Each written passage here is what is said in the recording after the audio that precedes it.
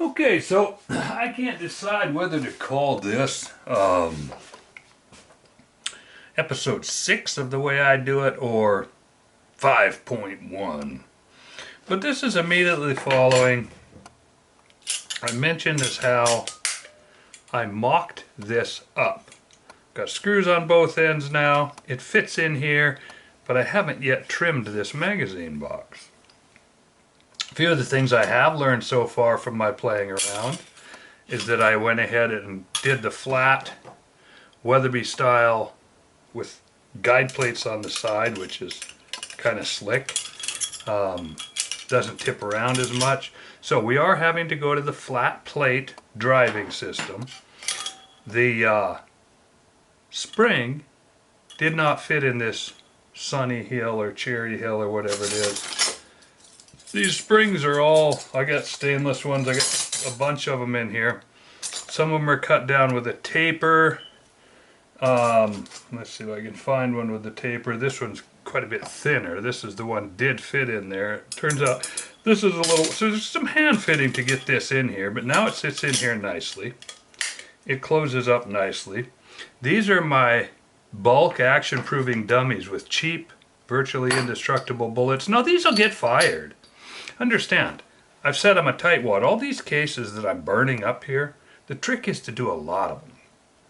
The trick is to have a bunch of stuff to run through, check for lengths. These are all different lengths. These are going to go in here and make sure. Now I've got 3 made up here, full length, with these Hornady A-tips. Again, because I only have access to 2 of these in the hunting configuration and 2 of these in the OTM or target or whatever they call them. These are the new 245 grain bullets that one cannot access at this point. They're not available in the market. So I spent a little bit of time off camera diddling around and getting this thing up. I wanted to just show you, I'm going to shave this down. What I did was took a small piece of tape, which you can see there, it's underneath, and I ironed it on and I ironed it on and I jacked these screws around until I got this perfectly parallel. It takes a little, basically you have to measure this screw and this screw, or stud in this case, with a nut rundown. You balance this rocker until this clearance right here measures this clearance back here, matches this clearance and this clearance are now identical, so when this thing slams down, it will be sitting perfectly configured to the stock that I'm going to use. Once I've got those mocked up and I've got these distances established, now I can strike a parallel line off the bottom of this. And so what I did was put a piece of tape down, and you can just see the remnants of the mark that, now this is not, I don't have to get this to the 10,000th or the 1,000th or even within 5,000ths.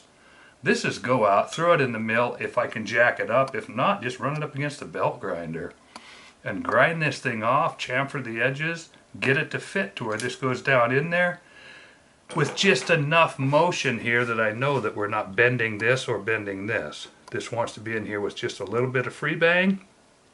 But I just struck my parallels and then I took another straight piece of tape and went over the top. I've done the same thing on the other side. I can now measure my offsets. That allows me to go grind the bottom off of this Weatherby magazine and start clamping this stuff together. Just wanted to show you that I ended up using a flat magazine follower. I had to modify the top of the strap a little bit. Oh man, these all have followers on them. Don't have any naked ones.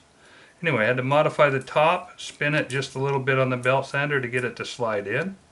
And then on the bottom, I had to get it to slide into this Sunny Hill stuff. But now we have one in here. It's all proper. We have a bunch of tried dummies here. We have our really cool, this is kind of the final configuration of the cartridge type deal here. And we have 3 to run through for testing. And the only reason I wanted to add this in here was to let you know how I set this parallel and that it doesn't have to be scrupulous and exact. And that the idea is that when this is now tightened down onto its properly sized, in this case pillars, which will then get put back in my box and the stock itself will take the place of these, that I can get this cut off so that it drops down into this bottom metal. And I can fit this and get it around until I can tighten these two screws down and get just a little bit of play out of this magazine box. Then I mock it up like this, I tighten it up, and I start running cartridges through and playing with the feed lips, playing with the feed, playing with how we're going to get this thing to work in the end. Because we have to get it so it's dug-a-dug-a-dug-a-dug, and then we make up a barrel stub and we dug-a-dug-a-dug. I'm not going to mess with chamber, well, I don't even have a chambering reamer, so let me get off of that bandwagon right now. But I'll take something like this, and this is the wrong size. I'll take this end probably and thread it so that it fits in there, so I have a chamber size. It's far from chamber size, but maybe I'll line that with a little piece of something so it doesn't beat things up. But it's going to be something like this so that I can work this, make sure that all the fit and feed and function is good. And this is going to kind of a little bit time sensitive because of the fact that the reamer is already ordered.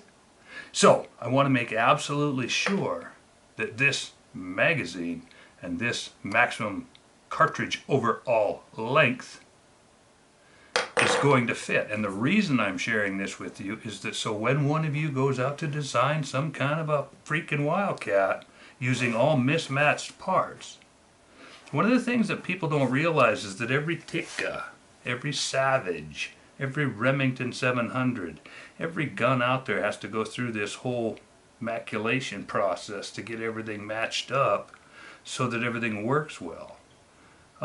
This is why 90% of all, well, this is one of the three big reasons why 90% of all the custom rifles out there that are purported to be super hyper accurate are built as single shots.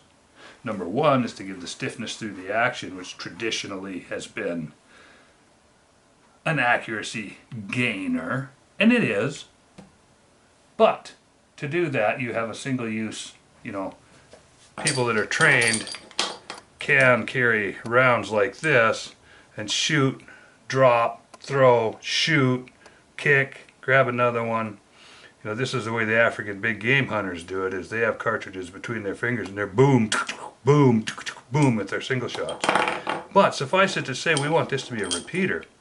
And to make it a repeater with parts that have never been tried before and a cartridge case configuration that has never existed before, we have to do some weird stuff. The next thing I'm going to have to do is make something up and pop a few of these out.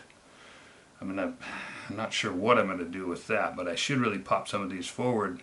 But if I can convince myself that this cartridge will feed, then I can convince myself and that I have the necessary action. Really, that occurs up in here. It's not something you really...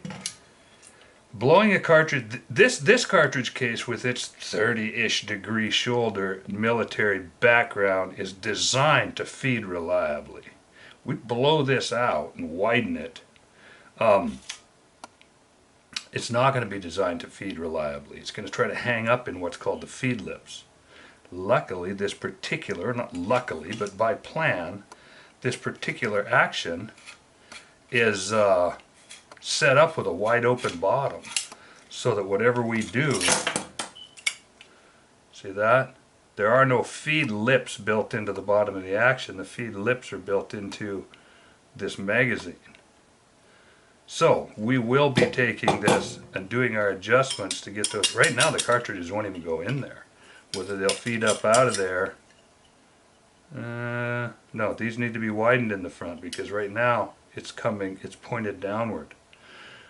Even with the minimal amount of cartridge case taper that's in this. And for that I don't know that I have them here, but I've got big duckbill pliers. I'll use this plier to illustrate what we do with adjusting feed lips. We take these feed lips and we tweak them. Tweak! First though, we need to get this cut down so that we can use this magazine appropriately.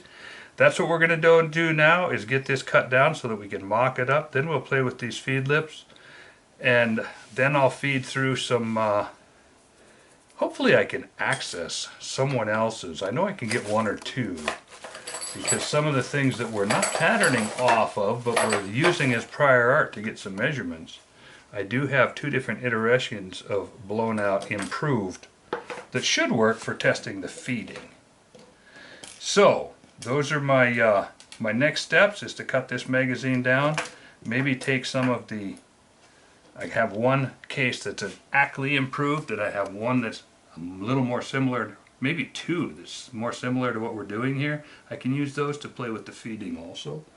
Or I'll have to go mock up, take a piece of 12L14 or something and mock up a chamber in the lathe and blow some of these out. Maybe run one of my 338s in. I could run a 338 McCallum in, which is essentially this same thing, only in 338. I could make up a 338 McCallum chamber, short chamber it, pop that shoulder out, neck it back down to 30. There's things I can do, I just don't know how crazy I want to get. Right now we're mocking it up, getting it to feed with a stock configuration, and then because this magazine is carefully picked to have fully adjustable feed lips, nicely adjustable feed lips, we should have no trouble getting this thing to feed after the shoulders are blown out. These are the things that until you've done them you don't realize, that a gun may feed this case perfectly, but once this shoulder is widened out, blown forward and sharpened up, it will no longer sit. You'll notice how that sits in the feed lips, and right now it sits too low. That means that these fronts have to be opened up, and they're going to have to be opened up even more to get this thing to sit up here the way it wants to, with the nose pointed right at the chamber. So that's why I've chosen this magazine. This particular magazine is set up for a Weatherby case, which is quite a bit skinnier up here, and it would probably sit in there properly configured, something like that. But we will have to go after this with my duckbill pliers and tweak these magazine lips out until she rolls. But I just figured this is important stuff if you're trying to do this on your own, which is entirely possible to do on your own. All you have to do is get somebody else to chamber it up, maybe, if you don't have a lathe. The rest of this stuff is all, run this up against the grinder and play with these lips. And I'm encouraging experimentation, because we're losing our country, we're losing our vigor, we're losing everything that I've been raised to be with. I was raised in a world where this kind of stuff is just freaking cool. I can't wait for the day I can go out and do it. Well, here I am doing it, and passing on a little bit of it to use. So I'm going to go out there and either mock this thing up in the mill if I can find some parallels.